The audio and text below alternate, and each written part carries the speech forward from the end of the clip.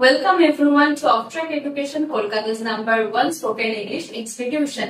আমরা আজকে শিখবো এমন কিছু সেন্টেন্স যেগুলো আমরা রোজ বলতে গেলে অনেক ভুল করি।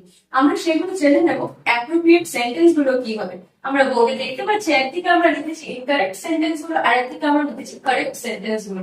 First she do not like tea, correct she does not like tea। আমরা do not ইউজ করবো না কারণ থার্ড পারসন সিঙ্গুলার নাম্বারের ক্ষেত্রে does not use it.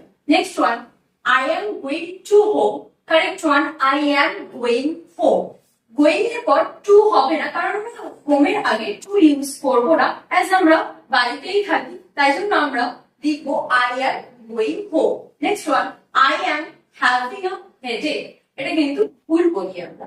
কারেক্টটা হলো I have a headache. Next one, he didn't went to office.